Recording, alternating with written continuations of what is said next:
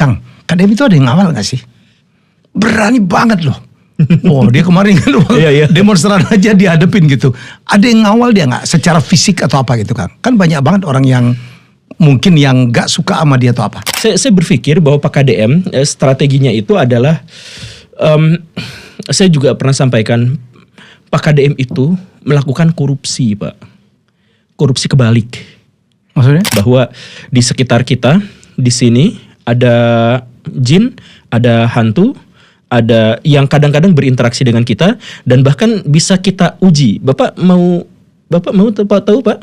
Siapa yang nempel di Bapak tuh? Kodam yang nempel di Bapak tuh? Yang menjaganya? Bapak mau tahu Pak? Saya pernah diwawancarin Om Hao ya. Dia bilang ada yang ngawal saya.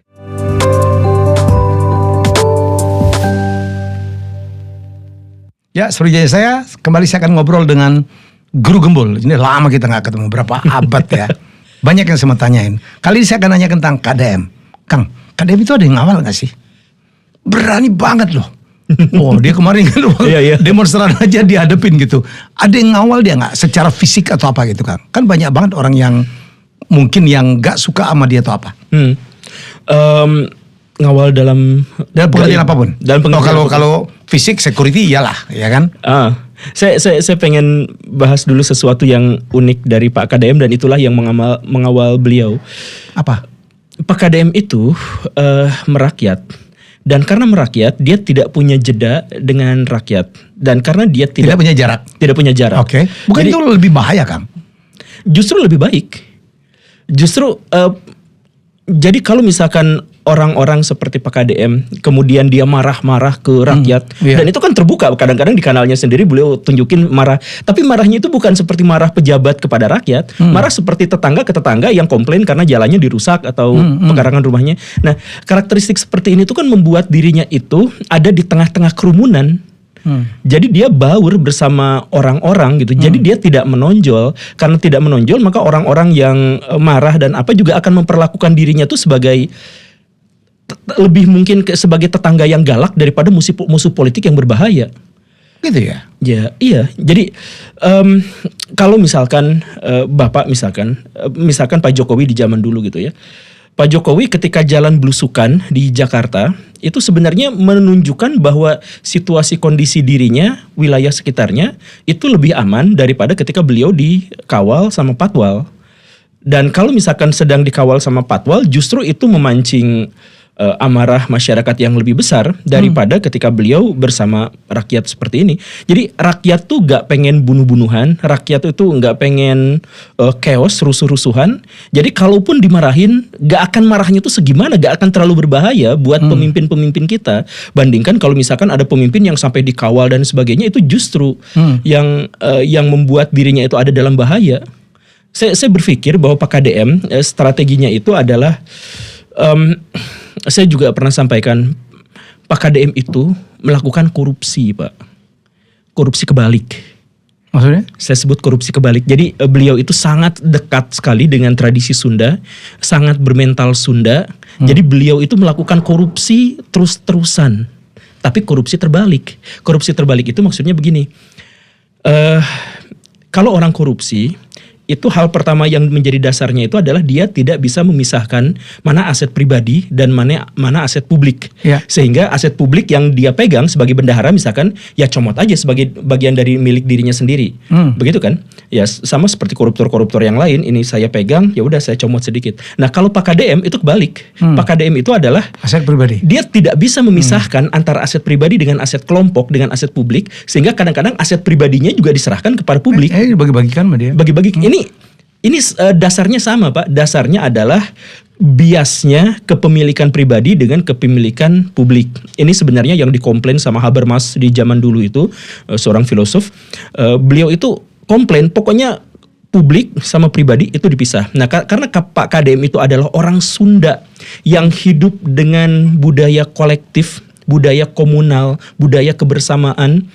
Orang Sunda itu bahkan sampai sekarang kalau di kampung-kampung, Pak, nyimpan arit itu di pekarangan rumah dan bisa digunakan sama siapapun. Di desa-desa itu kalau ada kamar mandinya itu milik umum bersama untuk bareng-bareng karena kolektivitasnya kuat. Nah, Pak KDM juga seperti itu.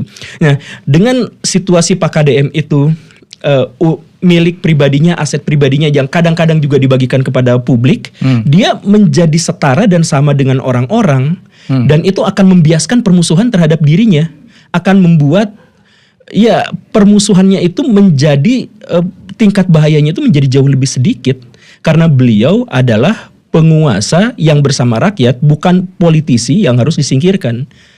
Pada situasi yang Walaupun seperti ada itu. juga ya, ada juga musuh politiknya. Banyak Pak sekarang Pak. Banyak sekarang ya. Banyak Ya. musuh politiknya. Cuman maksud saya, Dia diprotek oleh rakyat. iya, dia sekarang diprotek oleh rakyat. Karena Jadi jarak yang dekat sama rakyat gitu-gitu ya. kemarin ketika berdemo dia maju sendirian bersama demonstran dan Ya. sama-sama dikasih odol Menjadi yang bagian seperti dari itu ya. Menjadi bagian dari itu.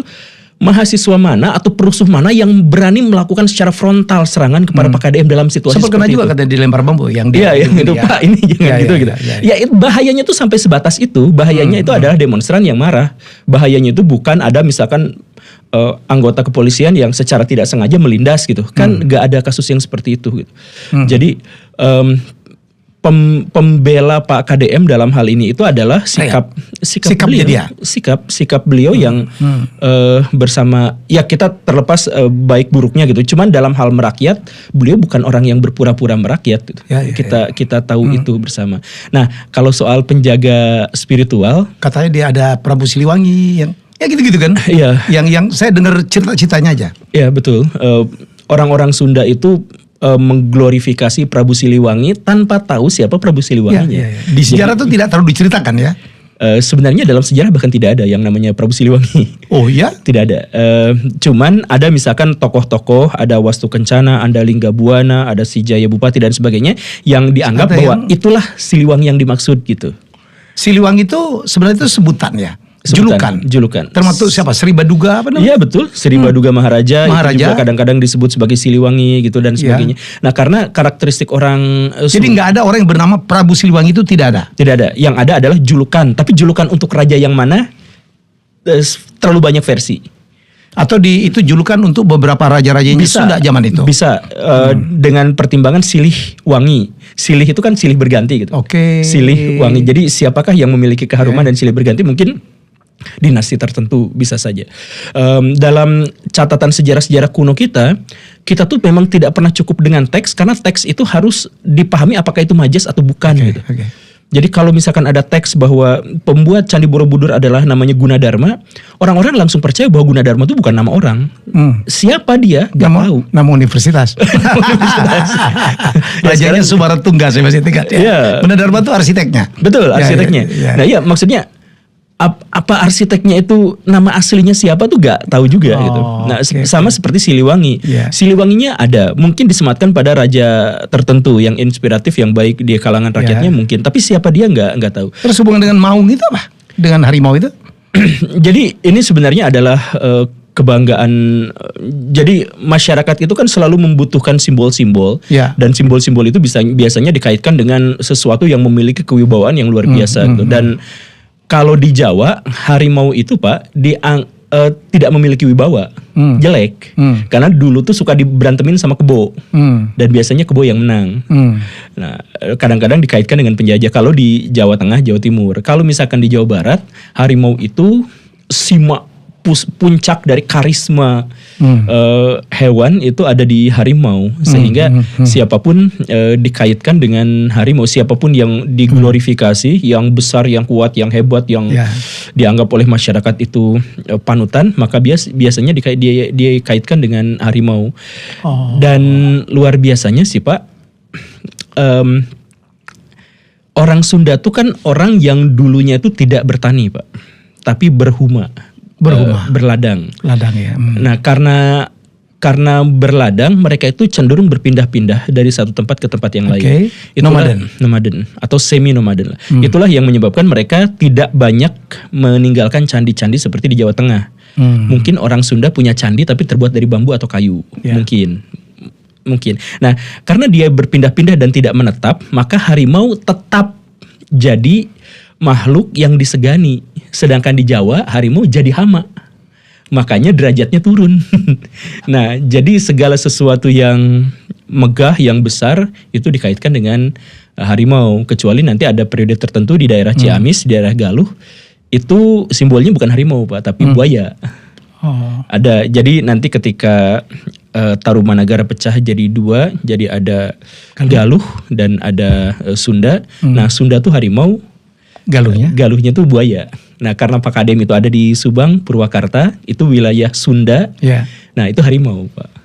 Tapi Kang Guru Gembul sebagai orang Sunda percaya kalau KDM dijaga oleh Prabu Siliwangi atau titisan Prabu Siliwangi? Saya kan banyak ke Bandung nih, banyak ngomong gitu tuh. Saya percaya beliau dilindungi oleh kekuatan supranatural tertentu. Saya percaya beliau punya karisma yang cukup kuat untuk bisa dilihat oleh orang-orang Sunda. Jadi orang yang bertemu dan melihatnya secara langsung tiba-tiba menjadi segan misalkan seperti itu. Saya percaya beliau punya karisma dan punya penjaga yang seperti itu. Tapi bagaimananya ya saya juga tidak tahu kan, saya tidak bisa melihat. Tapi tadi menarik ya waktu Kang Guru ngomong justru dia dilindungi oleh karena kedekatannya dengan rakyat. Kan banyak raja yang berjarak lebih tinggi, nggak mau bersentuhan, ini enggak. Saya tuh melihat kemarin yang saya ketawa waktu dia panjat pinang kepalanya diinjak. Saya ketawa betul. Bayangkan ya seorang pemimpin ya, kepala daerah dari provinsi terbesar Indonesia 50 juta penduduk ya. Kepala jadi dia ketawa, aduh sakit gitu. Saya gak ketawa gitu. Jadi itu juga yang membuat dia sangat diterima oleh rakyatnya ya. Ya, sekali lagi beliau tetap kontroversi sama seperti pemimpin yang lain. Tetapi beliau punya keunggulan bahwa sikap beliau yang merakyat itu bukan kepura-puraan. Ada kesulitan besar pejabat-pejabat itu untuk merakyat sih Pak. Ya karena mereka hidup biasa dalam kemudahan dalam kekayaan. Ini kan dari rakyat jelata lah ya. Kang, saya mau balik ya. Jadi cerita tentang ada seorang raja, seorang pemimpin yang dikawal quote unquote dengan apa yang tidak kelihatan itu kan bukan di KDM aja ya. Iya betul. Ya itu udah mulai dari zaman-zaman dulu ya, raja-raja itu selalu ada yang ngawal katanya. Betul. Ini sebenarnya Pak, kalau dibuat kronologi kepercayaan, ini dibuat dari sebuah premis bahwa samanisme itu bertahan lebih kuat di daerah tropis, lebih mengakar di daerah tropis, kepercayaan terhadap roh. Nah, ketika kepercayaan terhadap roh, maka orang-orang tuh berpikir ada alam material, ada alam roh. Apakah roh ini jahat atau baik dan sebagainya? Itu berlanjut pada kepercayaan agama-agama yang dianut oleh masyarakat. Misalkan Hindu dan Buddha, misalkan kemudian Islam. Dalam ajaran agama Islam, roh yang dimaksud itu bisa jin, bisa kodam. Nah akhirnya kan disebut ini adalah kodam. Ada jin begini dan begitu yang melindungi dan sebagainya. Apa beda jin sama kodam? Ya kodam itu jin yang serupa dengan kita dan ada bersama kita, yang kembarannya kita.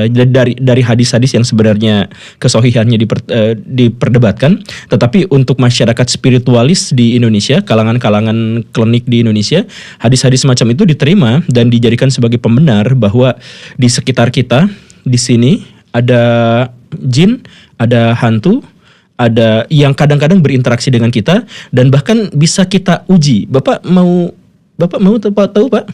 Siapa yang nempel di Bapak tuh? Kodam yang nempel di Bapak tuh? Yang menjaganya? Bapak mau tahu Pak? Apa dia jin baik atau jin jahat gitu? Ya. Boleh gak sih kita praktekin di sini? Boleh. Ayo Pak, kita main-mainan kecil Ultramanan Pak. Oke, Bapak seperti ini Pak. Tangan kiri tangan kanan. Yang satu gini. Ini pernah kita praktekin belum sih di sini? Belum. Gini. Nah, ya kayak gini. Terus? Satu kepalan jari kurang lebih satu kepalan tangan sini? jaraknya ya. Kemudian naik turun kan, perlahan sekali. Dalam situasi, pertanyaan saya Pak, itu kerasanya di sini tuh kayak ada yang nempel ke sini kan? Coba pelan-pelan aja Pak. Kalau gini kan angin, nah pelan-pelan aja. Agak jauh sih. Nah, Bapak ngerasa nggak di sini tuh ada yang mungkin hangat, mungkin dingin, mungkin seperti listrik nyetrum, kayak keluar gitu? Belum dapat saya. Tidak dapat sama sekali. Nah, artinya tidak ada sama sekali Pak. Saya pernah diwawancarain Om Hao ya. Dia bilang ada yang ngawal saya. Nah ya begitu. Jadi cara begini, ini sebenarnya adalah cara orang-orang. Mau coba lagi. Mungkin saya kurang konsentrasi kali ya. Gak usah konsentrasi Pak. Biasanya terasa dengan mudah. Teman-teman di rumah juga bisa langsung. Praktekin lah ya. Om Hao confirm tuh. Saya kan 3 kali pilkada kan. Ada yang jaga saya. Karena saya tahu tuh. Tiap kali pilkada itu saya pasti dikirimin macam-macam tuh. Dikirimin santet kali ya.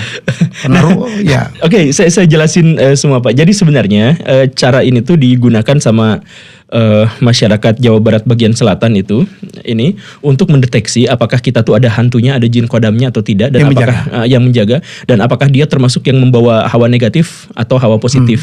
Dan biasanya kerasa kalau misalkan yang hawa positif ya berarti adem. Kalau yang hawa ini berarti panas gitu. Biasanya seperti itu. Oh, oke. Itu sekali lagi ya, Ini itu dingin walaupun kecil banget ya. dingin. Ya. Oh, berarti hawanya baik. Ya, Om Hao juga bilang begitu tuh. Jadi ada yang spesifik dia. Makanya saya tuh ada yang jagain dari Oke. dari hal-hal yang supernatural gitu. Saya nggak mengkonfirmasi apakah itu benar atau salah. Saya tidak bisa melihat. Saya tidak memiliki kemampuan untuk itu. Saya bukan orang spesial. Cuman maksud saya dalam tradisi beberapa suku, dalam tradisi beberapa wilayah, ada orang yang salah satu cara mengidentifikasinya adalah dengan seperti itu. Ya. Jadi sebenarnya di tangan kita tuh ya kodam itu nempel bersama kita gitu. Jadi dia tangannya lebih besar, lebih panjang, jadi terasa seperti itu dan lain-lainnya. Nah, jadi sekali lagi ya, saya tidak mengkonfirmasi apakah memang Pak Helmi itu ada hantunya, ada kodamnya atau enggak. Cuman beberapa tradisi masyarakat mengatakan yang seperti itu. Atau misalkan di sini ada nggak sih yang bisa kita undang untuk datang ke sini? Nanti kita sama-sama bisa lihat auranya. Coba, gitu siapa? kan. Siapa aja? Aldi. Ada nggak? Wah, tidak ada yang mau. Ini hantu-hantuan loh, seru. Nah, nih. Pijun. Oke. Nah stop di sana. Bapak bisa melihat wajahnya tentu saja ya. Dalam hitungan 3 detik seharusnya Bapak bisa melihat di atas kepalanya ada warna yang berpendar. 1, 2, 3. Seharusnya Bapak bisa melihat itu. Gak bisa loh saya. Gak bisa. Tetap bertahan di situ. Coba kalau gitu kita lihat lebih lama lagi sedikit. Boleh. Dari pundak, kepala sampai segitu. Sebaiknya latarnya emang putih sih. Tapi sekarang udah bisa kita lihat seharusnya. Kang Guru dapat? Ya. Saya nggak lihat. Mungkin warna apa? Saya melihatnya hijau. Hijau. Bapak nggak bisa melihatnya? Nggak apa-apa. Cuman maksudnya ini Kalau hijau itu artinya apa? orang-orang spiritual biasanya mengidentifikasi ini sebagai aura. Aura. Nah sekali lagi itu pseudoscience, itu tidak terbukti. Cuman maksudnya banyak dipercaya tapi. Banyak dipercaya dan masyarakat melihat itu. Jadi kalau misalkan hijau artinya orang itu dalam situasi yang tidak mengancam, orang itu dalam keadaan yang sangat baik-baik saja. Sedikit punya masalah kesehatan tapi semuanya aman dan tidak intinya dia sama sekali tidak membahayakan pihak yang lain gitu. Nah maksud saya adalah yang barusan mungkin Bapak tidak melihat atau memang kesulitan untuk melihat itu, mungkin nanti Bapak dan teman-teman di ini praktekkan di rumah tapi latarnya putih.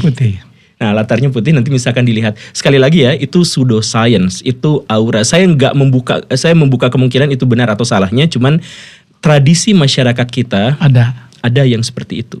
Ketika kita melihat Pak KDM, langkah kakinya yang penuh percaya diri di tengah masyarakat, wajahnya yang nampak tidak dipoles oleh gimmick dan lain sebagainya, itu menghasilkan aura yang luar biasa Pak buat masyarakat.